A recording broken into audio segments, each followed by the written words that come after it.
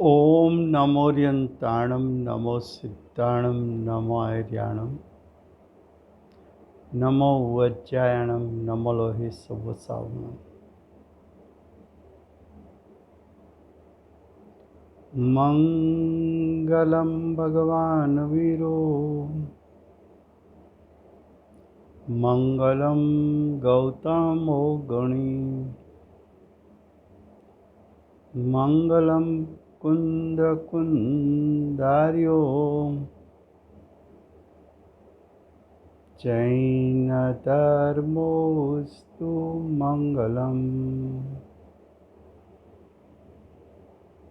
आत्मा ज्ञानम स्वयं ज्ञानम ज्ञानादन्यत् करोति किम्। परभावस्य कर्तात्मा मोहोऽयं व्यवहारिणम्। अज्ञानतिमिरान्धानां ज्ञानाञ्जनशलाकया चक्षुरुन्मीलितं येन तस्मै श्रीगुरुवे नमः। तस्मै श्रीगुरुवे नमः।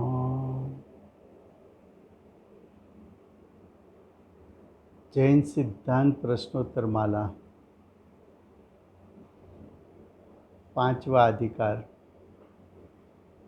षटकारक का चलता है। उसमें प्रश्न 370 चलता है।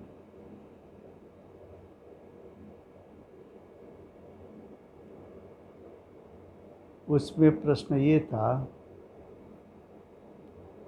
कि रोग के कारण, शरीर में जो रोग आता है, रोग के कारण कैंसर हुआ, हार्ट अटैक आया, किडनी फेल हो गई, ऐसे रोग के कारण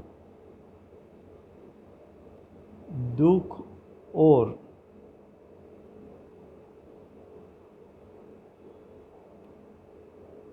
उसके अभाव से रोग मिट गया, उसके अभाव से सुख होता है। इन ऐसी मान्यता में सत्य असत्य क्या है? रोग से दुख और रोग मिटने से सुख, ये मान्यता सच्ची है, झूठी है, क्या है? उसका उत्तर का प्रथम पैराग्राफ हुआ है। अब दूसरा पैराग्राफ। ज्ञानी शरीर की रोगग्रस्त दशा को, शरीर की रोगग्रस्त दशा के कारण अपने को किंचित दुख नहीं मानते। क्यों? रोग शरीर की अवस्था है। आत्मा से शरीर भिन्न है।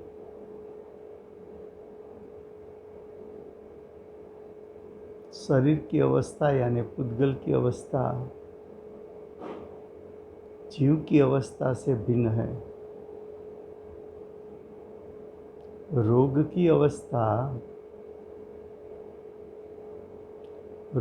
की अवस्था आत्मा से भिन्न होने के कारण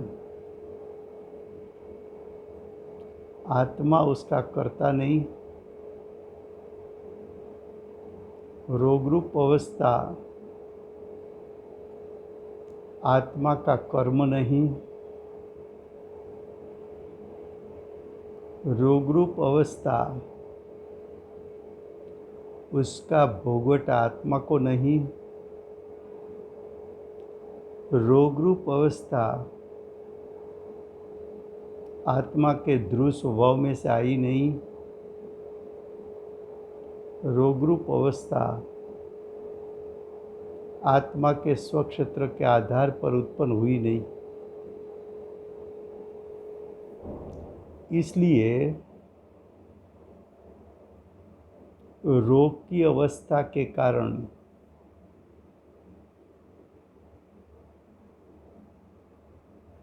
किंचित भी दुख होता नहीं। अब आगे, उन्हें अपनी सहन शक्ति की अल्पता से दुख होता है।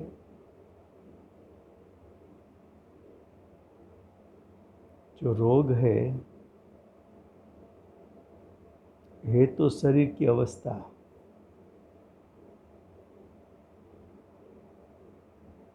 लेकिन आत्मा और शरीर एक दूसरे से बंधे हुए हैं।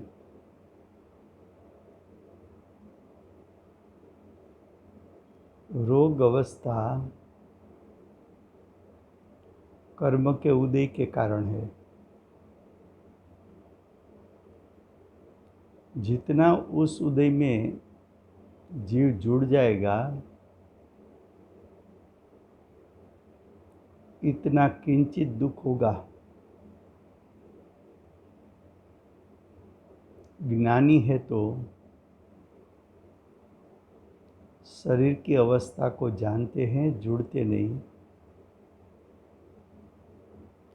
कर्म का उदय आता है, उदय के कारण जो अवस्था होती है उसको भी ज्ञानी जानते हैं।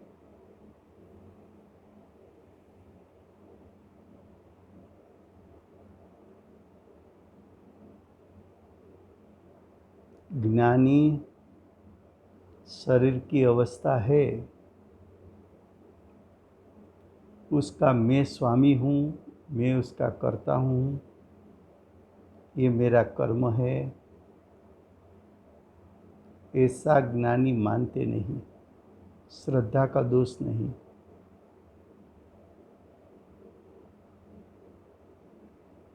मिथ्यात्व का दोष नहीं। अब आगे, अपने ध्रुव स्वभाव की दृष्टि के बल से आत्मा उसका ध्रुव स्वभाव है, उस पर दृष्टि गिरने से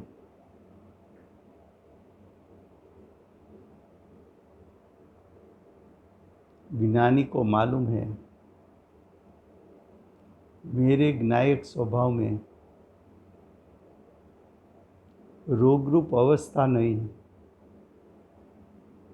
मेरे अनंत गुण में से एक भी गुण रोग रूप अवस्था कर नहीं सकता। रोग के कारण जो राग द्वेष होता है वो भी मेरे ज्ञायक का स्वभाव नहीं। मेरे ज्ञायक में रोग रूप अवस्था नहीं।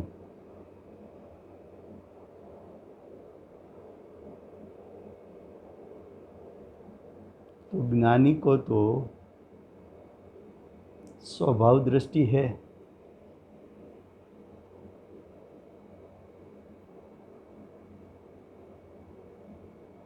ज्ञानी को जितना जितना कसाई का अभाव होता जाता है, इतना इतना सुख का अनुभव निरंतर वर्ता रहता है।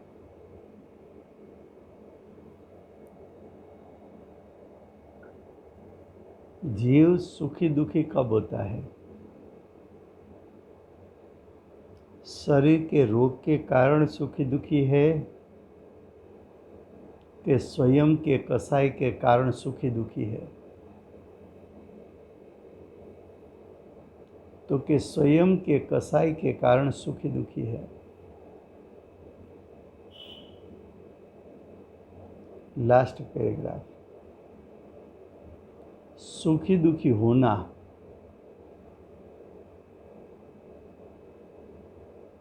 इच्छा अनुसार समझना,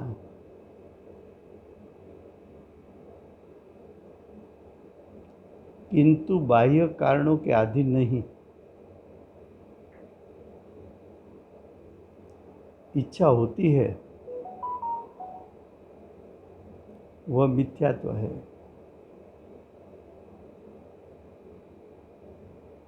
वह अज्ञान है।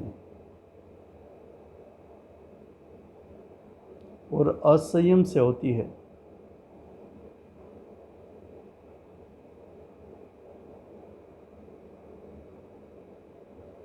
क्या कहा?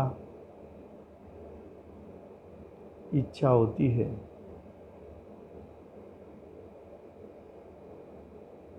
इच्छा इच्छा चारित्र गुण की पर्याय है, अशुद्ध पर्याय है। वो इच्छा मिथ्यात्व के साथ हो तो अनंत संसार का कारण हो। मिथ्यात्व सहित इच्छा अज्ञानी को होती है। ज्ञानी को मिथ्यात्व रहित स्वभाव में टिक सके इतना पुरुषार्थ ज़्यादा नहीं चलता, तब असंयम से इच्छा होती है।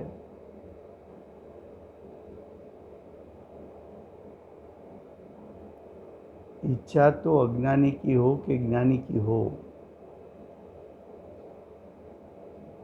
उसका फल तो आकुलता है। इच्छा स्वयं विकल्प है। जितने विकल्प इतनी आकुलता। वो विकल्प मिथ्यात्व सहित हो तो विशेष आकुलता, मिथ्यात्व रहित हो तो अल्प आकुलता।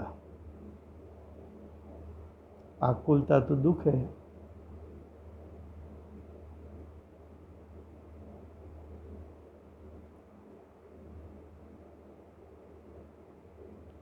तो जीव मिथ्यात्व और कसाई के कारण सुखी दुखी होता है। शरीर के रोग के कारण सुखी दुखी नहीं है।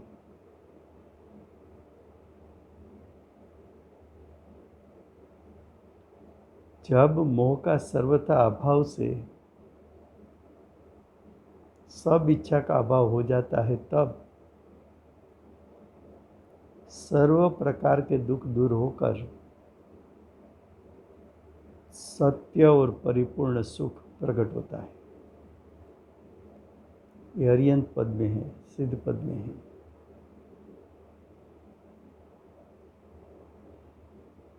अब क्वेश्चन 371। क्या जीव कर्म के उदय अनुसार विकार करता है? क्या कहा? क्या जीव कर्म के उदय अनुसार विकार करता है?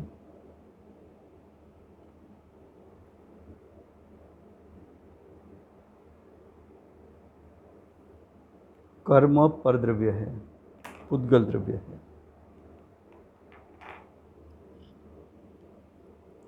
कर्म का उदय पुद्गल का परिणाम। तो पुद्गल के परिणाम अनुसार जीव विकार करता है। विकार जो है वो जीव का परिणाम है। तो पुद्गल परिणाम जीव के परिणाम का कर्ता हो सकता है? तो उसका उत्तर देखो, नहीं।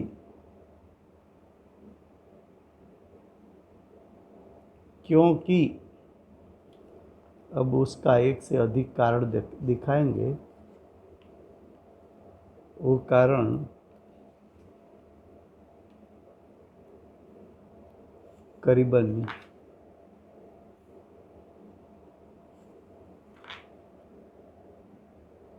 13 कारण बताया है विद्वित शास्त्रों का आधार लेके। उसमें प्रथम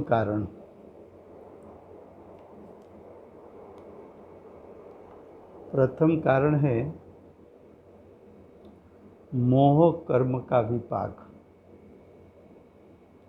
मोह कर्म है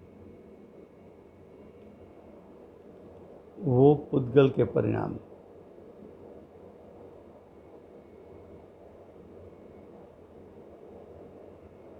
पुद्गल परिणाम,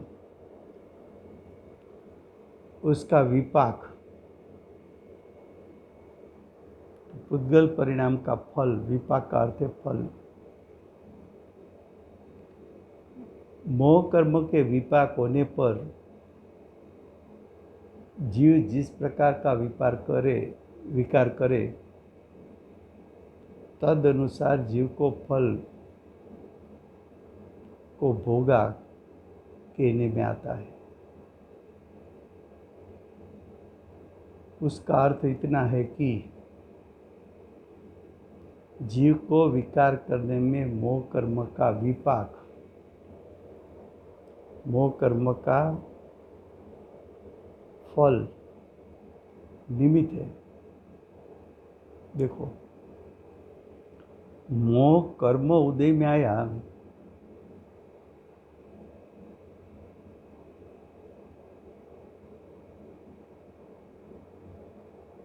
वो मोह कर्म का भोक्ता जीव है कि जीव मोह कर्म के उदय में जुड़ा और जीव की सत्ता में जो परिणाम उत्पन्न हुआ उसका जीव भोक्ता है।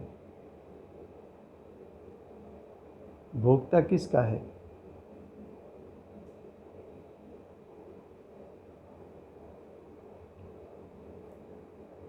भोक्ता तो जीव है। किसका?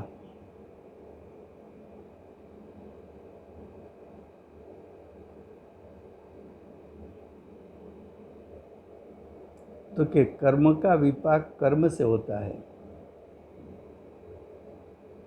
उसका अर्थ कर्म का फल कर्म में होता है। तो पुद्गल का फल तो पुद्गल को मिलेगा,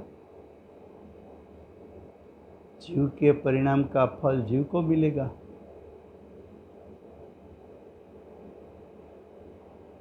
जीव को अपने विभाव भाव का अनुभव हो,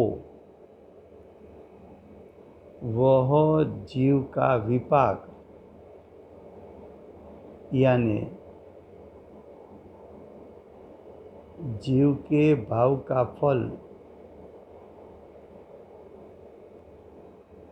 उसका अनुभव है।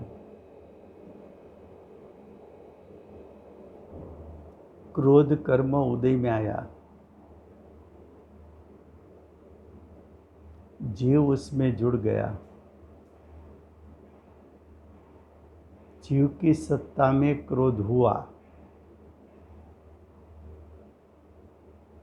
जीव की सत्ता में क्रोध हुआ, उसकी आकुलता, आकुलता क्यों हुई? आकुलता क्यों हुई? तो कि जीव कर्म के उदय में जुड़ा,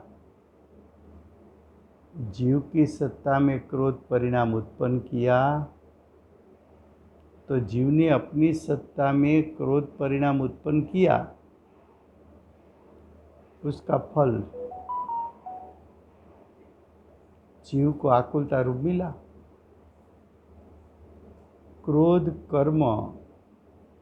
क्रोध कर्म यानी द्रव्य कर्म,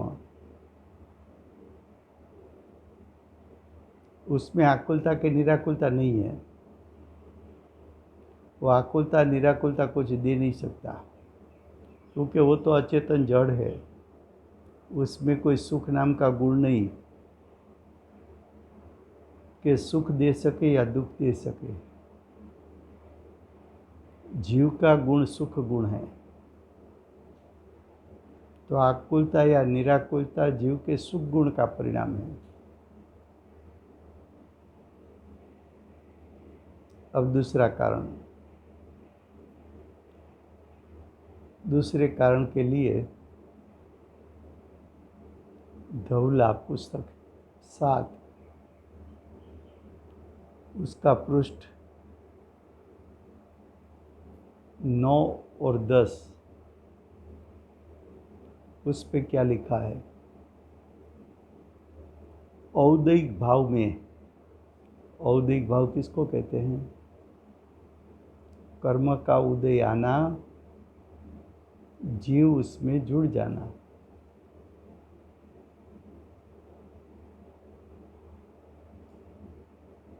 जब कर्म का उदय में जीव जुड़ता है और जीव की सत्ता में विभाव भाव होता है, उसको औदैहिक भाव कहने में आता है। औदैहिक भाव में सर्व औदैहिक भाव बंध के कारण है। जितना कर्म का उदय आया, उसमें तू जितनी बार जुड़ा, तो तेरी दशा में मोह राग द्वेष हुआ। वो मोह राग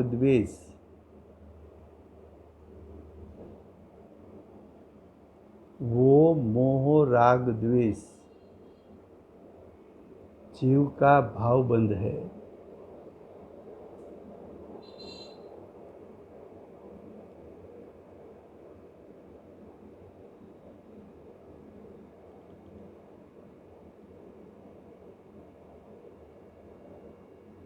अब देखो, बंध का कारण कौन हुआ? कर्म का उदय? तो के ना, कर्म का उदय बंध का कारण नहीं।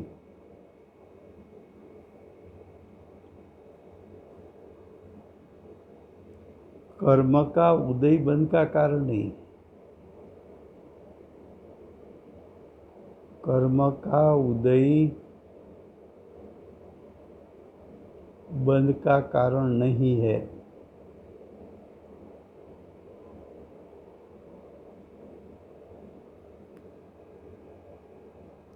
लेकिन जीव उसमें जुड़ा,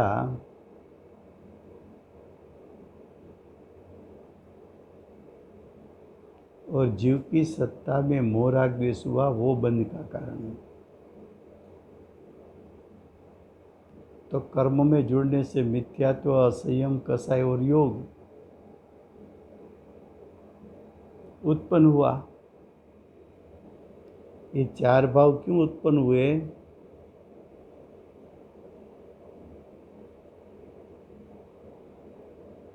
कर्म के उदय में जुड़ने से उत्पन्न हुआ।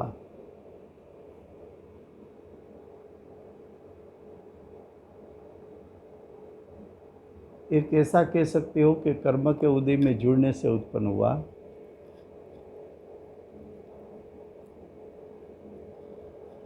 दूसरा ऐसा कह सकते हो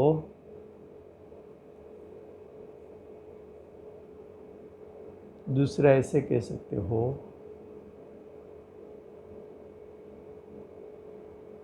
कि जीव के मोह राग द्वेष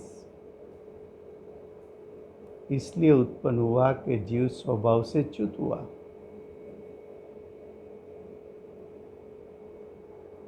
तो कर्म का उदय बंध का कारण नहीं, विकार का कारण नहीं, लेकिन जीव को स्वभाव से च्युत होना वो विकार का कारण है।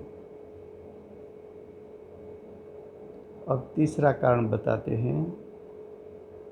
उसमें प्रवचन सार उसकी गाथा 45 जयसेन आचार्य की टीका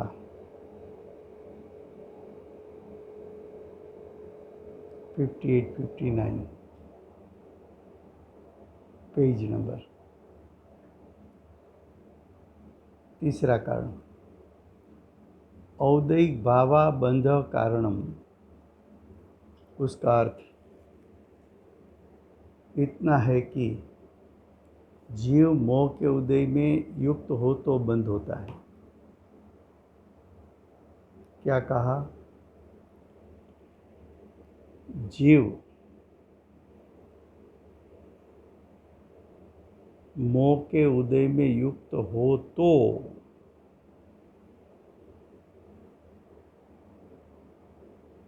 बंध यानी भाव बंध होता है।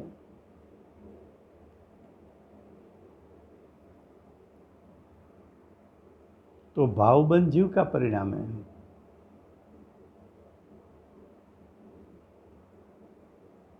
कर्म के उदय के कारण भावबंध उत्पन्न हुआ कि जीव कर्म के साथ जुड़ गया, इसलिए भावबंध हुआ।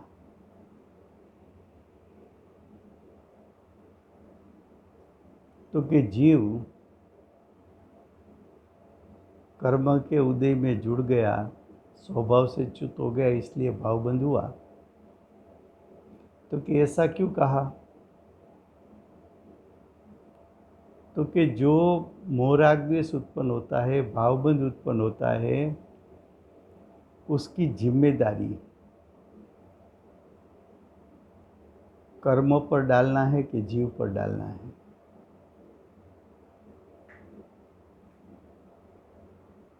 तो कि जीव पर डालना है।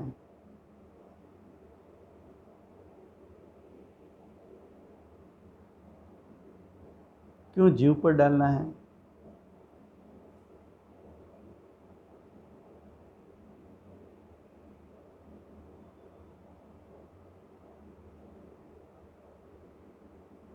तो कि जीव पर इसलिए डालना है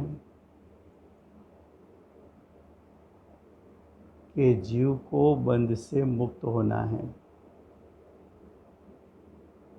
जीव को संसार का नाश करना है।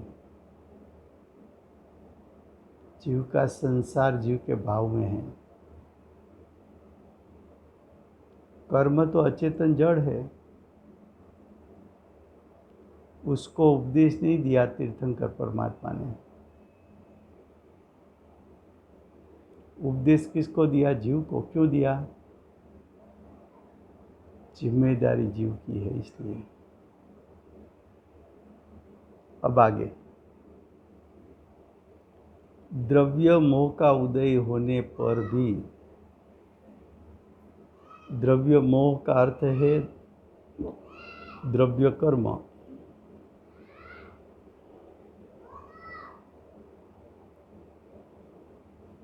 द्रव्य कर्म का उदय होने पर भी यदि जीव शुद्धात्म भावना के बल द्वारा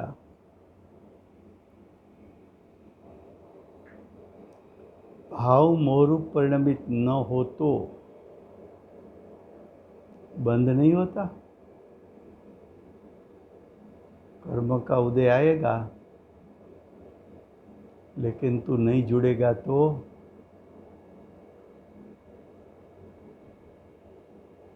देखो, दूसरे आदमी ने इतना बोला कि मेरे मुंह में अंगुली डालकर बुलवाया।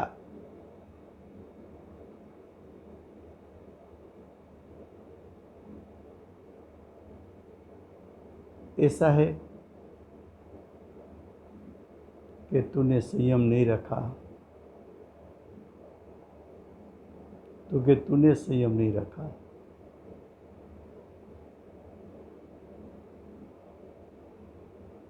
तूने संयम नहीं रखा।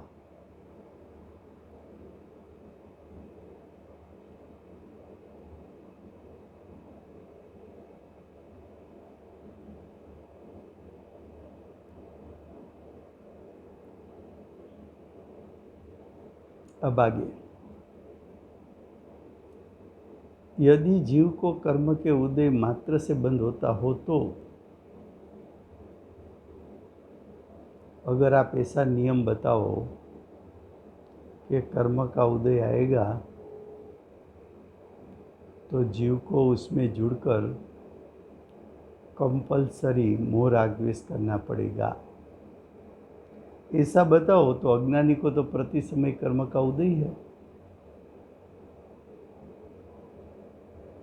तो वो बंध से कभी छूटेगा ही नहीं।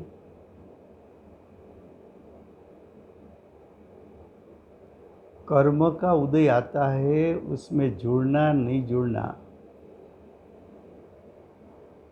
उसमें जीव स्वतंत्र है कि नहीं है।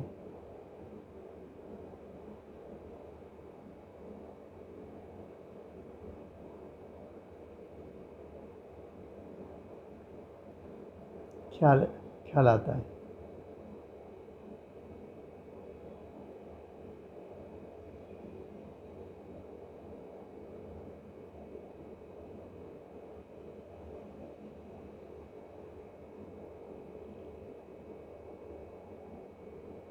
अब आगे,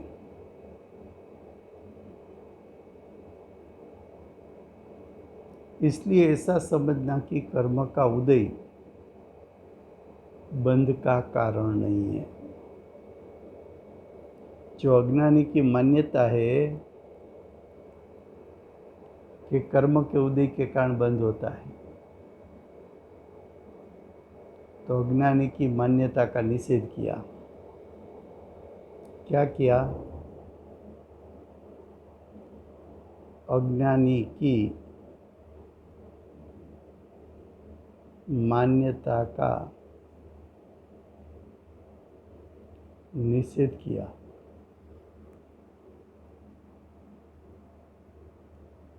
अब समयसार गाथा 173 और 176 की टीका है, उसके आधार पर क्या कहा है देखिए। द्रव्य आश्रव विद्यमान होने पर भी, द्रव्य आश्रव का अर्थ है द्रव्य कर्म, द्रव्य कर्म का आना, उसको द्रव्य आश्रव कहते हैं। द्रव्य कर्म का आना विद्यमान होने पर भी जीव के रागादि भाव आश्रव के अभाव से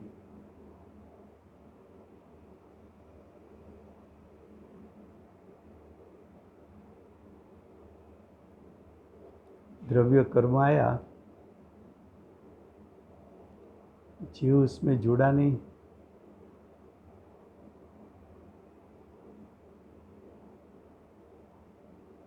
क्या कहा फिर से? द्रव्य आश्रव विद्यमान होने पर भी जीव के रागादि भाव आश्रव के अभाव से सर्व इष्ट अनिष्ट विषयों में ममत्व भारू परिणति न होने वाले जीव को बंध नहीं होता है। कर्म का उदय बंध का कारण नहीं बताया। कर्म के उदय में जीव जुड़ता है तो बंध होता है, नहीं जुड़ता है तो बंध नहीं होता, ऐसा बताया। तो जीव इसमें स्वतंत्र है, कर्म के उदय में जुड़े या न जुड़े, तो कर्म विकार का कारण नहीं है। अब आगे, यदि जीव को राग आदि का अभाव होने पर भी द्रव्य आश्रव के उदय मात्र से बंद हो तो संसारी जीवों को तो सर्वदा ही कर्म का उदय होने से सर्वथा बंद ही होता रहे।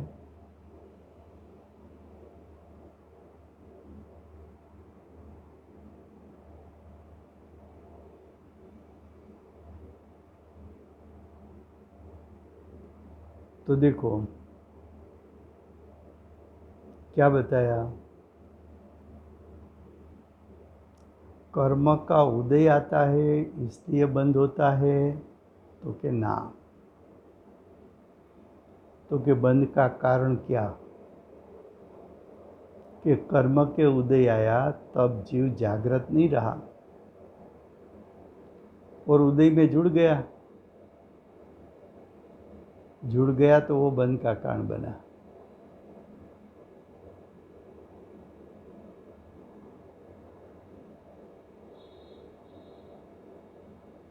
ये जो बताया 149 जैसे आचार्य टीका के आधार पर बताया। अब समस्या गाथे 173 176 के आधार पर क्या बताते हैं। ज्ञानी को यदि पूर्ववत द्रव्य प्रत्यय विद्यमान हो तो भले हो, ज्ञानी ने पूर्व काल में कोई कर्म बांधा, पूर्व भव में कोई कर्म बांधा है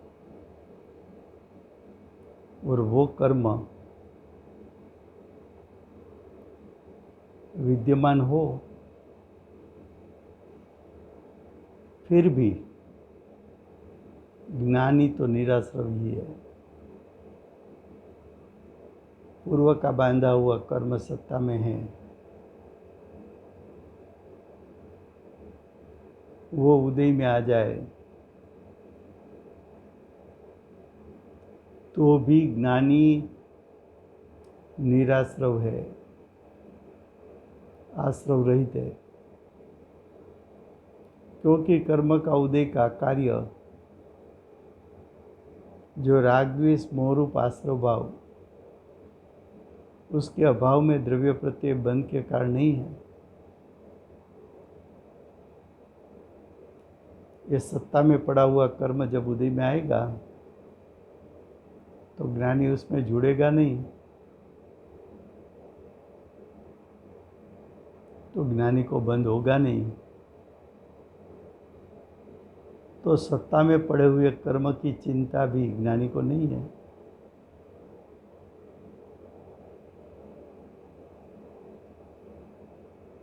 अब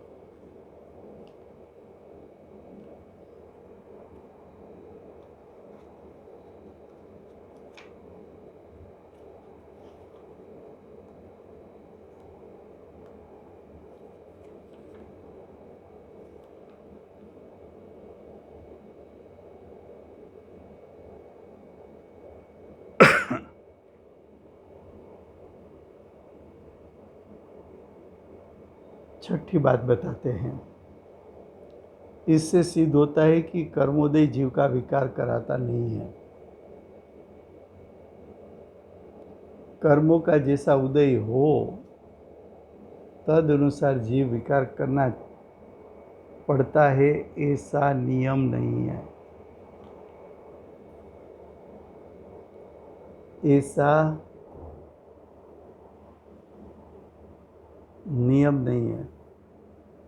कर्म का उदय आए इसलिए कर्म जीव को जुड़ना पड़े, ऐसा हो तो अज्ञानी को तो प्रति समय कर्म का उदय है, कभी वो ज्ञानी नहीं बन सकता।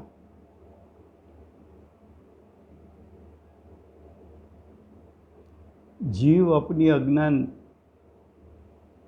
वश कर्मोदय में युक्त हो तभी वह कर्मोदय अपने विकार में निमित्तभूत कहलाता है। तो कर्म का उदय जीव को मोह राग द्वेष नहीं कराता, सिर्फ निमित्त है।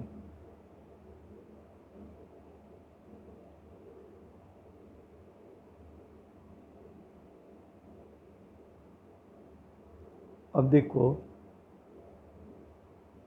सातवां कारण जो दीपचंद जी ज्ञानी हुए, उसने एक अनुभव प्रकाश लिखा है। वो अनुभव प्रकाश गुजराती जो आवृत्ति है उसका पृष्ठ 37। यह अविद्या तेरी ही फैलाई हुई है। अविद्या का अर्थ है अज्ञान।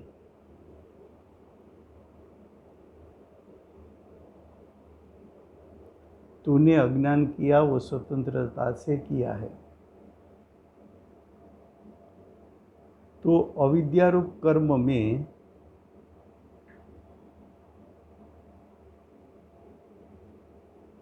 न पढ़कर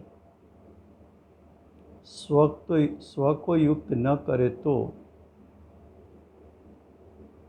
जड़ का कोई जोर नहीं है। क्या कहा कि तेरे अज्ञान के कारण तू कर्म के साथ युक्त हो जाता है। तेरी अविद्या के कारण तू कर्म में जुड़ जाता है। तू अविद्या को छोड़ दे, अज्ञान को छोड़ दे और स्व में युक्त हो जा, स्व में जुड़ जा, तो कर्म के उदय का कोई जोर चल सकता नहीं है। ये तो कैसा है कि मेहमान आया और आपने उसको अच्छी तरह रखा, तो 2 दिन ठहरने वाले थे, उसके बदले में 15 दिन ठहर गए और बाद में तू कहेगी कि मैं तो थक गई।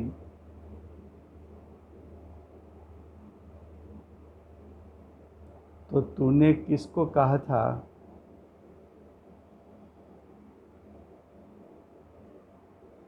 कि मेहमान को आवकार देकर अच्छा रखा और बाद में कंप्लेन किया कि मैं दुखी हो गई।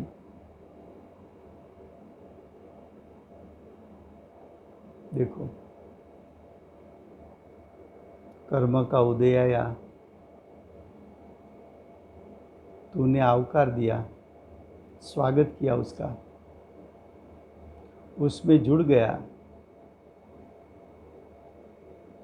फिर कहता है कि मैं दुखी हो गया कर्म के कारण।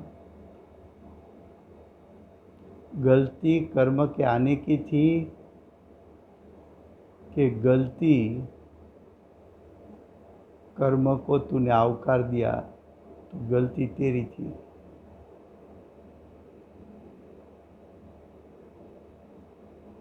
अब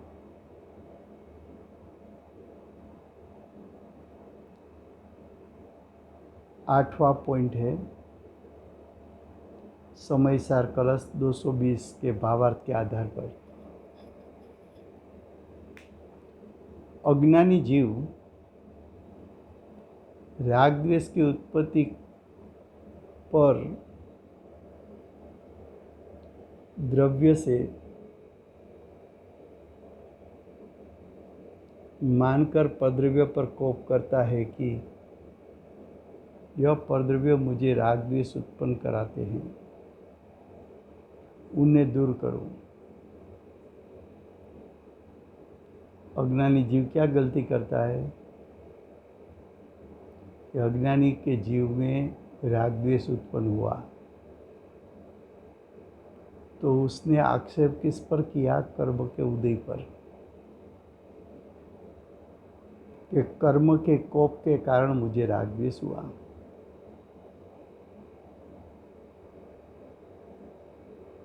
और उसको लगता है कि मैं कर्म को दूर करने की चेष्टा करूं, पर कर्म का उदय परद्रव्य है, परद्रव्य का परिणाम तो तू कर नहीं सकता। तो परद्रव्य के दूर करने की चेष्टा तेरी सफल नहीं रहेगी। परद्रव्य का परिणाम तो तू कर नहीं सकता। तू तेरे परिणाम कर सकता है, तेरे परिणाम को संभाल सकता है। तेरे परिणाम उत्पन्न होने के साथ जो कर्म के उदय में जुड़ जाते हैं, उसके बदले में तू ज्ञायक स्वभाव में जुड़ जा। कर्म अपने प्रवाह क्रम में चले जाएंगे। तू जुड़ा नहीं तो मोह राग द्वेष हुआ नहीं।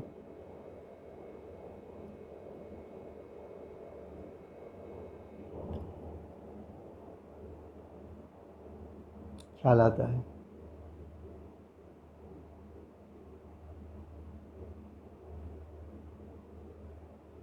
राग द्वेष की उत्पत्ति का कारण कर्म का उदय है कि तेरा अज्ञान है? राग द्वेष की उत्पत्ति अज्ञान के कारण आत्मा में होती है।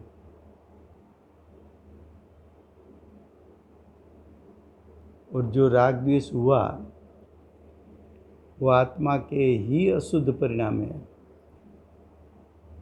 वह अशुद्ध परिणाम उत्पन्न हुआ, उसकी जिम्मेदारी तेरा अज्ञान है। तो कर्म के उदय का नाश करना है कि अज्ञान का नाश करना है? तो क्या अज्ञान का नाश करना है? ऐसा अनुभव करो।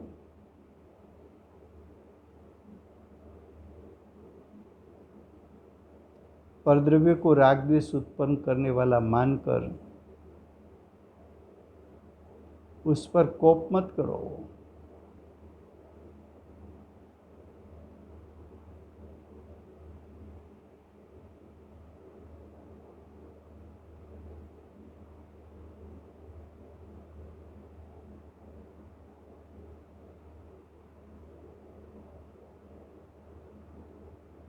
परद्रव्य को राग द्वेष उत्पन्न करने वाला मानकर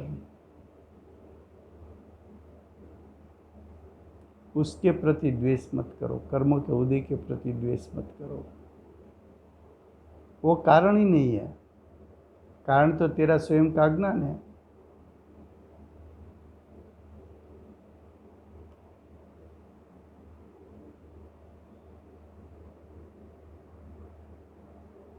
अब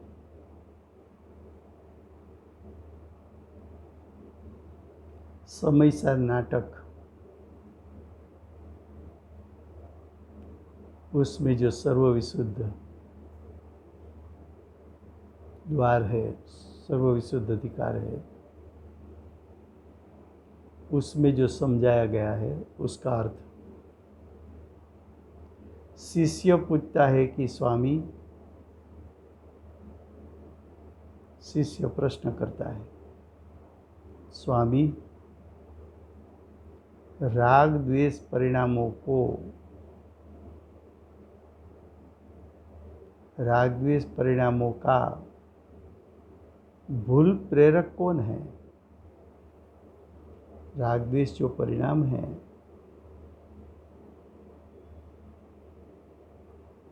वो परिणाम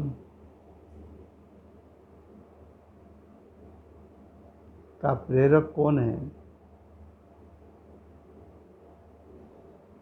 वह आप कहिए।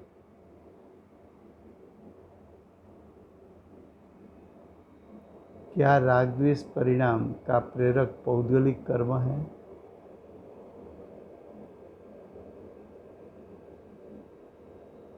यानी कर्म का उदय है?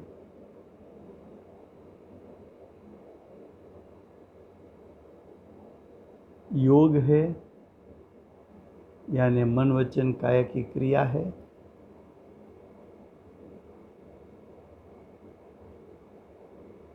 क्या इंद्रियों का भोग है? 5 इंद्रियों के द्वारा पर पदार्थ का भोगवटा।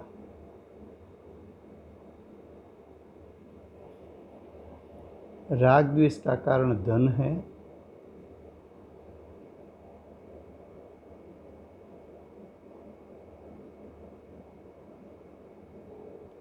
परिजन हैं, दूसरे आत्मा हैं,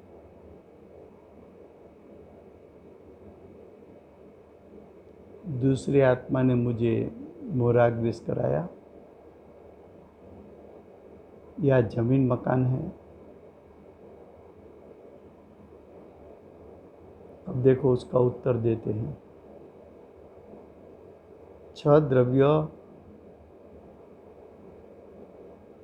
उसमें आत्मा भी आ गया, पुद्गल भी आ गया। 6 द्रव्य अपने अपने स्वरूप में यानी अपने अपने स्वभाव में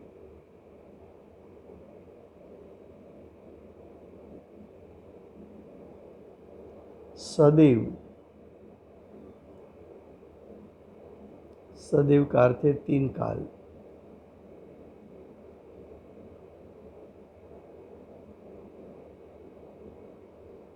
तीन काल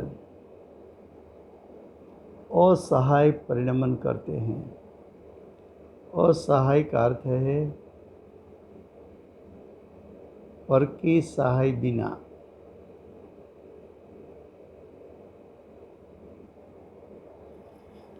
इसलिए किसी द्रव्य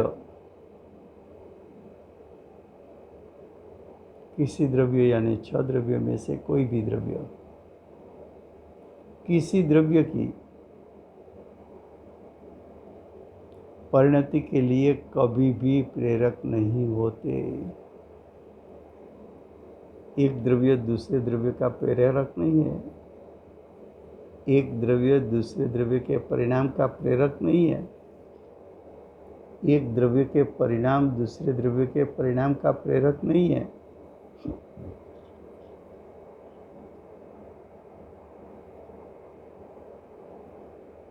राग द्वेष का मूल कारण मिथ्यात्व रूपी मदिरापान है। मिथ्यात्व का अर्थ है विपरीतता, विपरीत अभिप्राय। राग द्वेष का कारण तेरा मिथ्या अभिप्राय है, कर्म का उदय नहीं है।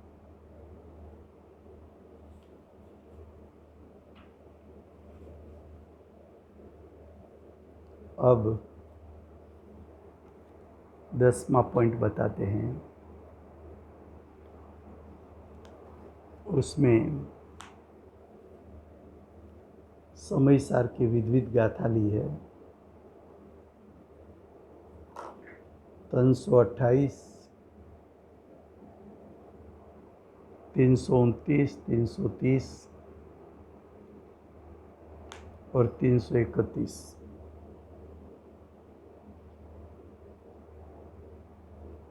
328 में क्या बताया? भाव कर्म का कर्ता अज्ञानी जीव ही है।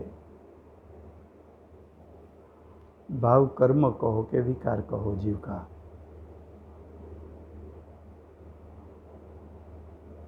जीव का विकार, जीव का विभाव, उसका कर्ता अज्ञानी जीव है, यानी उसका कर्ता अज्ञान है।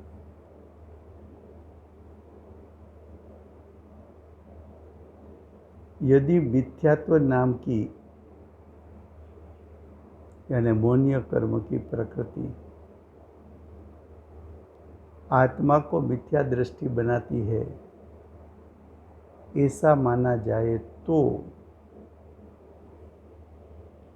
तेरे मत में अचेतन प्रकृति कर्ता हुई। अगर तू ऐसा माने कि मिथ्यात्व कर्म प्रकृति वो तो पुद्गल है, वो तो अचेतन है। अगर पुद्गल प्रकृति जीव को मिथ्यात्व उत्पन्न कराती है, कि राग द्वेष उत्पन्न कराती है, तो उसका अर्थ तो ये हो गया कि पुद्गल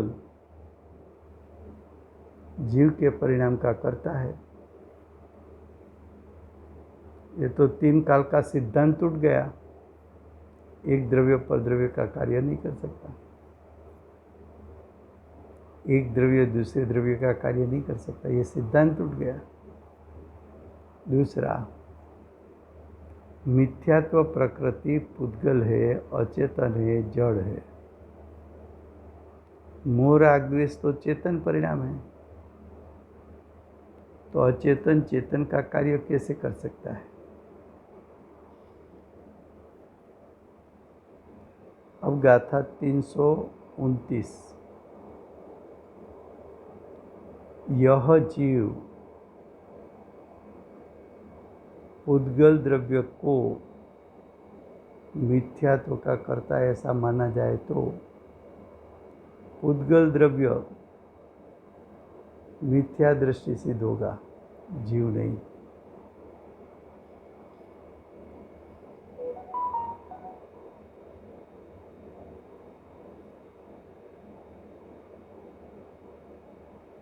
क्या कहा? यह जीव पुद्गल द्रव्य को मिथ्यात्व का करता है।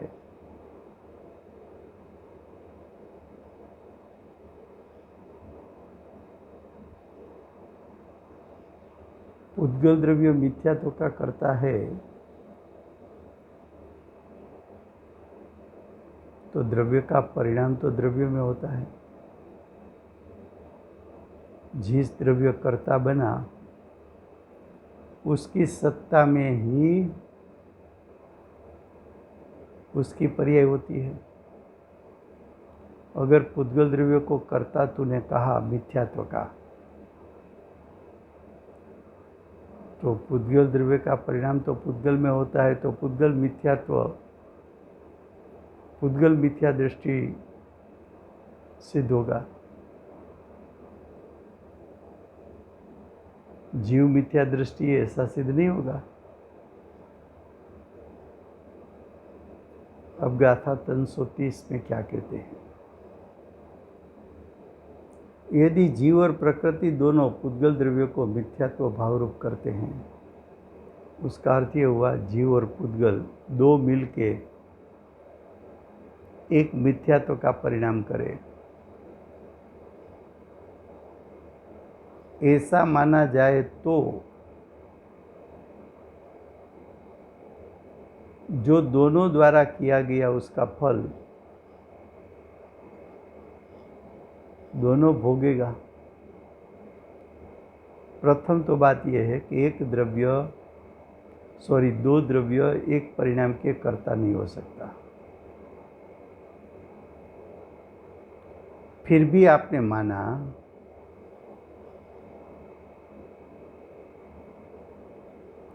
कि मिथ्यात्व भाव जो उत्पन्न हुआ जीव और पुद्गल दोनों ने मिलके किया, तो दोनों को फल मिलना चाहिए। जीव को भी चार गति मिलनी चाहिए, पुद्गल को भी चार गति मिलनी चाहिए।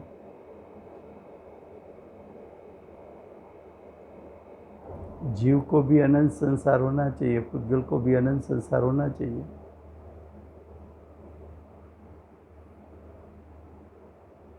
दोनों मिलके करते हैं तो तीसरा प्रश्न ये होगा कि जो मिथ्यात्व रूप परिणाम हुआ वो चेतन है कि अचेतन, ये मिश्र है? उसका आंसर तो नहीं दे पाएगा।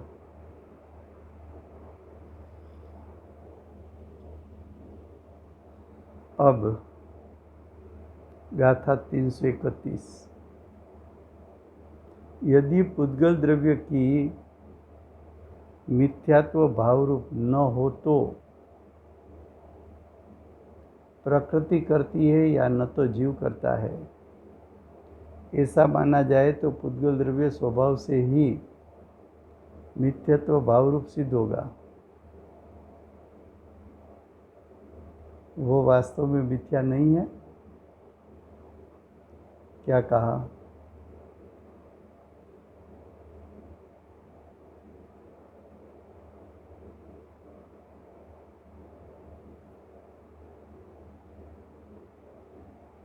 जो पुद्गल की प्रकृति है,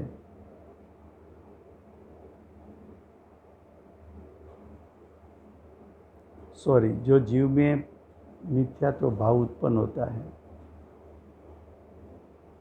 उसका कर्ता जीव भी नहीं और पुद्गल भी नहीं। ऐसा माना जाए तो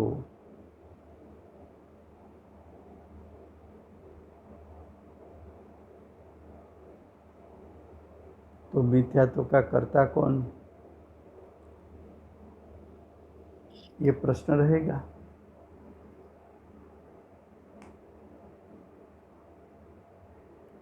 दो में से कोई कर्ता नहीं।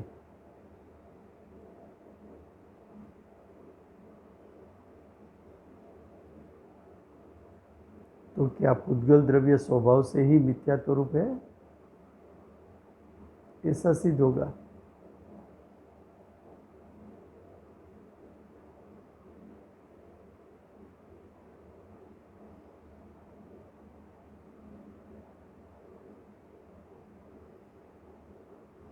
अब 11वां पॉइंट। ओहो, मालूम ही नहीं रहा 1 घंटा हो गया, 45 मिनट्स के बदले में। लेकिन ये 13वां प्रश्न पूरा कर लेते हैं तो समझ ला, इसमें 2 स्वाध्याय हो गया। 11वां पॉइंट।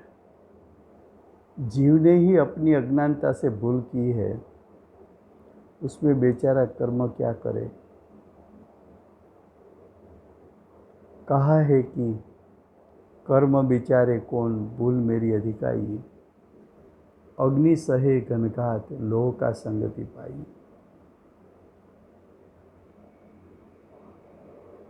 कर्म बिचारे कौन,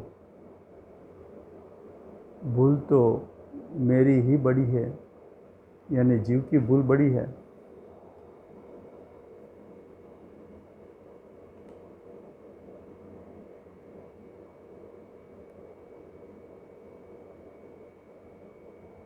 जिस प्रकार अग्नि लोहे की संगति करती है तो उससे कणों के आघात सहन करना पड़ता है, उसी प्रकार यदि जीव कर्म से युक्त हो, उससे राग द्वेष आदि विकार होता है।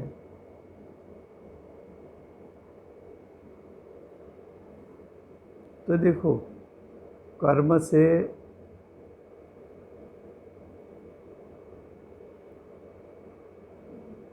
मोह राग द्वेष उत्पन्न नहीं होता है, जीव के अज्ञान के कारण ही राग द्वेष उत्पन्न होता है। अब 12वां पॉइंट है, जिसमें मोक्ष मार्ग प्रकाशक अधिकार 9 उसका आधार लिया है।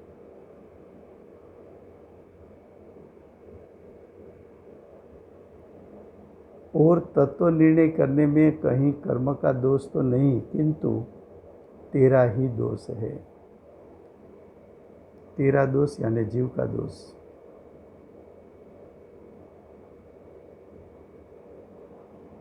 तू स्वयं तो महंत रहना चाहता है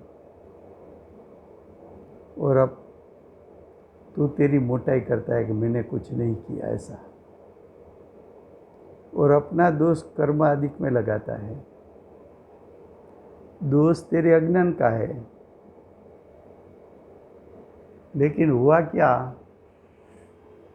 कि तूने दोष लगा दिया कर्म पर।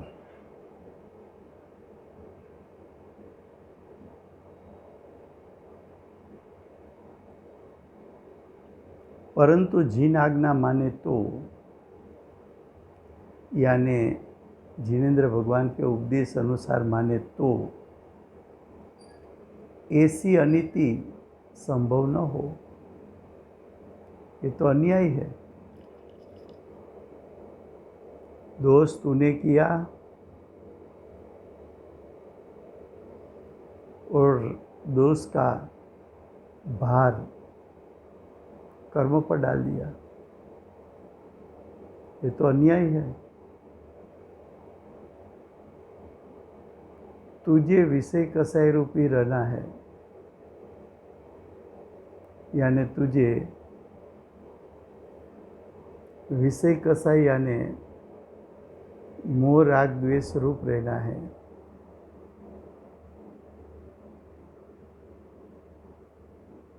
इसलिए झूठ बोलता है, दोष तेरा, और दोष डालना पुद्गल के कर्म के उदय पर, ये कथन तो तेरा झूठा है, असत्य है।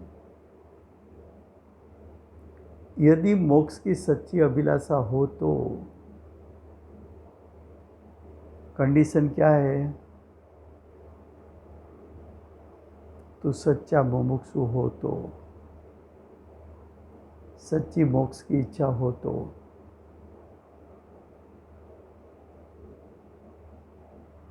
तू ऐसी युक्ति क्यों बनाए, यानी तू ऐसी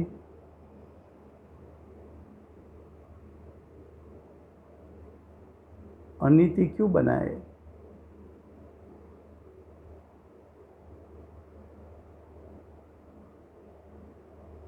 उसका मतलब तेरे में मोह राग द्वेष होता है, वो कर्म का दोष नहीं है, तेरा स्वयं का दोष है, तेरे अज्ञान का दोष है। अब 13वां पॉइंट है,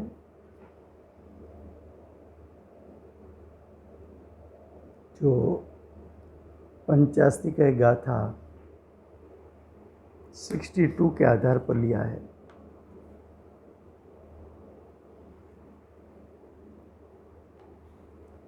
इसका आधार इसलिए लिया कि वहाँ 60 कारक की बात बताई है।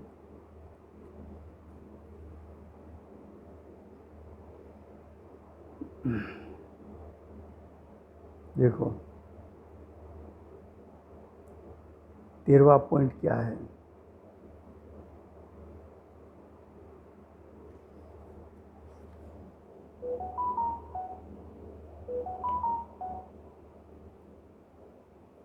कर्म वास्तव में, कर्म भी पुद्गल द्रव्य है ना। कर्म क्या है? पुद्गल है। पुद्गल वास्तव में स्वयं ही षटकारक रूप परिणमित होता है। सभी द्रव्य अपने अपने षटकारक से परिणमित होता है। तो पुद्गल भी अपने अपने षटकारक से परिणमित होता है।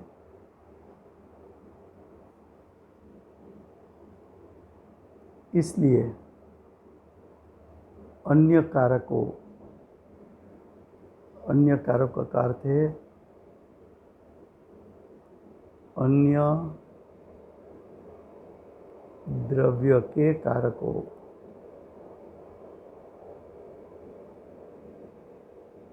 की अपेक्षा नहीं रखता।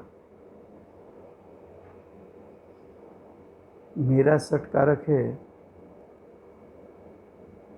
तो मेरे षटकारक की अपेक्षा इस शरीर के परमाणु नहीं रखेंगे। शरीर के परमाणु में षटकारक है,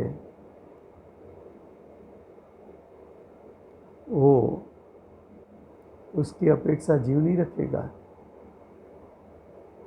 कर्म का उदय है, वो पुद्गल है। तो कर्म जीव के षटकारक की अपेक्षा नहीं रखेगा। और जीव कर्म के सटकारक की अपेक्षा नहीं रखेगा। दोनों स्वतंत्र है, दोनों अपने अपने सटकारक से परिणमित होता है।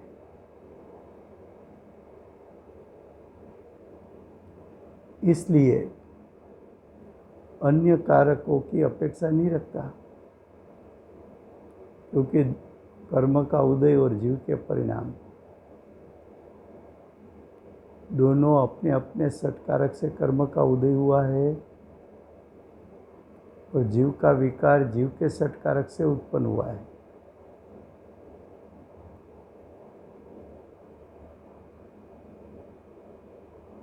इस प्रकार जीव स्वयं ही सटकारक रूप से परिणमित होता है। इसलिए अन्य सटकारकों की,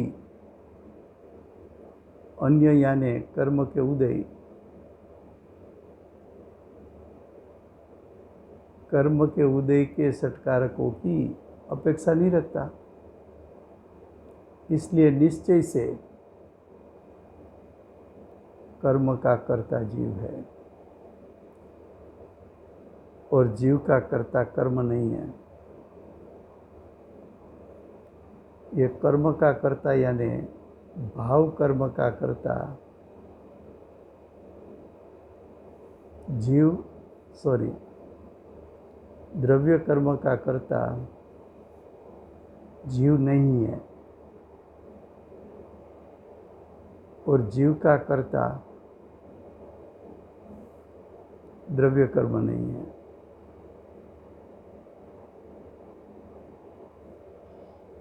जीव द्रव्य का कर्म का कर्ता नहीं, द्रव्य कर्म जीव के परिणाम का कर्ता नहीं।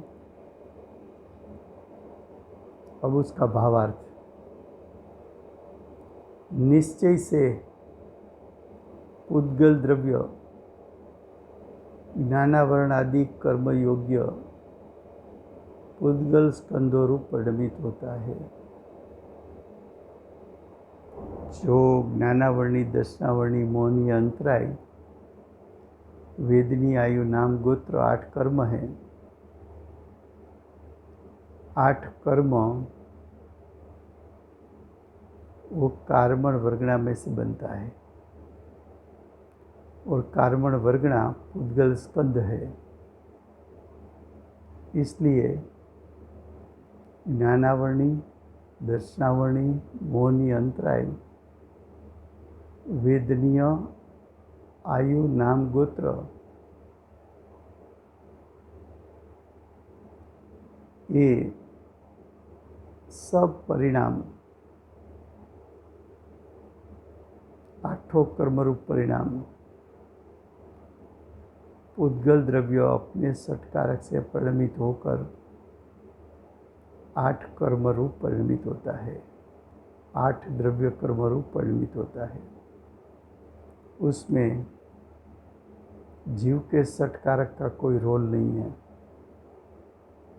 और अज्ञानी जीव अनादि से आज तक विकार रूप यानी भाव कर्म रूप परिणमित हुआ। तो अनादि से आज तक जीव ने जो भाव कर्म किया वो जीव ने अपने सटकारक के कारण किया है। उसमें जीव स्वतंत्र है, कर्म के उदय के कारण नहीं किया। तो हम यहाँ तक रखते हैं। क्वेश्चन 371 यहाँ पूरा होता है। आज गलती से 2 स्वाध्याय एक साथ हो गया है, ख्याल नहीं रहा समय का। दिव्य ध्वनि के दातार श्री कुंकुंदाचार्य देव की जय हो। पंच परमागम के दातार श्री कुंकुंदाचार्य देव की जय हो। वचनामृत के दातार परम कृपाणु श्री सद्गुरुदेव की जय हो। वचनामृत के दातार प्रसन्न मूर्ति भगवती मात की जय हो। अष्ट जिनवाणी मात की जय हो। परम दिगंबर जैन धर्म की जय।